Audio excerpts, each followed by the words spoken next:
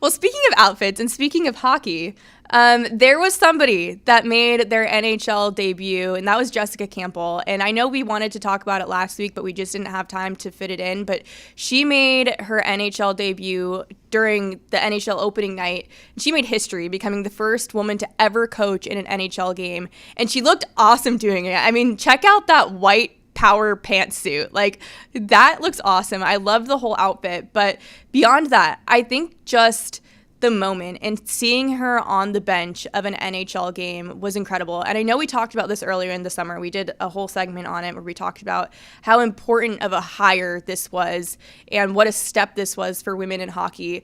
But I think like actually seeing her on the bench kind of just made the world of difference. And I know even a couple months ago when I was talking about this, I remember saying, there have been other women that have worked on NHL staffs in the past, but I think having someone in a coaching role where they're actually on the bench is going to be huge because people see that on the broadcast. And there was this moment in the Kraken Blues game. It was with 1 minute left in the game. Seattle was down by a goal, and they had just pulled their goaltender, and Jessica was in charge of drawing up a play with the extra attacker to try to get that game to overtime. And there's this moment where she's drawing up on the whiteboard, and the guys are, huddled around her, and it was kind of like an overhead shot on the camera. And it was just like, I think it really kind of caught a lot of people by surprise almost, like how much it kind of impacted them, because that was the frame that people ended up screenshotting and sending around Twitter. And I know that like it kind of took my breath away, but what was your reaction to that? Yeah, I love that you brought that up and that you said it took your breath away, because that was a really powerful photo. I think for people who are huge hockey fans and people who don't care about hockey at all, like this was such a significant moment in sports. And I think, like you said earlier, we talked about this on the show when she got hired. We did a segment on it, and I think everyone was like, wow, so cool, that's awesome. But I don't think anyone actually realized the significance of it until they saw her on the broadcast, until she got announced in front of that crowd in Seattle at the game. And then seeing that photo that really just went viral. I was in Seattle this summer, and so I now follow a lot more Seattle people than I did before. And the amount of Instagram stories that I was clicking through that just said, this is my city, that's my girl, like people just taking so much pride in the Kraken and the state of Washington for getting to wear this and getting to really be a part of it and go alongside her. It's such a cool thing to see. And yeah, like you said earlier, absolutely loved her outfit, absolutely loved her hair. The whole time I was like, I should really be thinking about the hockey, but I'm just wondering, how did she do her hair? It's so awesome. I just loved it. So I thought to myself, if I'm ever in a moment of significance like that, I really hope that I'm wise enough to choose a baller outfit.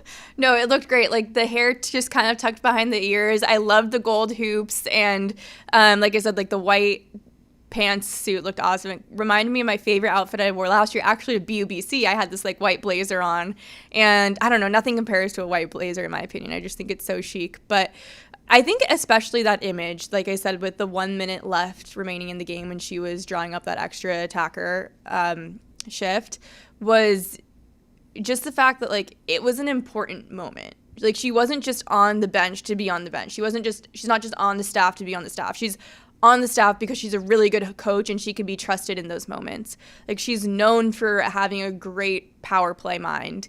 And I just think that image of seeing those guys like so invested in what she was saying and it being such an important moment in a game, it just took it to a whole nother level. And yeah, I think that definitely resonated with a lot of people. But I also liked what you said about everybody in Seattle saying how much they loved having her on the coaching staff, because I just feel like the Kraken have been known for really pushing the envelope when it comes to diversity, equity, inclusion, or even, the environment, and trying to be on the forefront of those issues. And at least it comes off that way from the outside when it comes to, like press releases and what they say they're doing. But as somebody that is really connected to that city, how do you feel like that team really embraces those goals?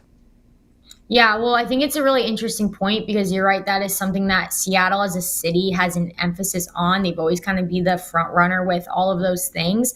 But I think what's really important to note is that the head coach, Dan Bilesma, like he made the point to be like, hey, I know that this is monumental. I know that this is a big deal and it's never been done before. It's not the norm. But he said, but the goal was to get the best coach, and it happened to be Jessica Campbell. And like, I thought that was so important for him to say and come out saying, because you're right, Seattle has always been on that progressive side. They've always made an effort to make sure that they're doing things that, you know, other teams, other organizations might not be doing. They want to be the first to make those changes to elevate their organization in all facets, on the ice, off the ice, on the field, off the field.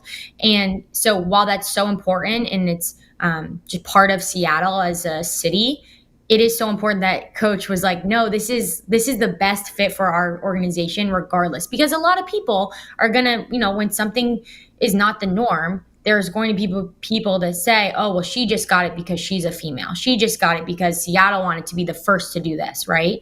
Well, it's like, no, the head coach is coming out and saying, this is the right person for the job. And I love that he made an effort to say that because it's really important in this conversation.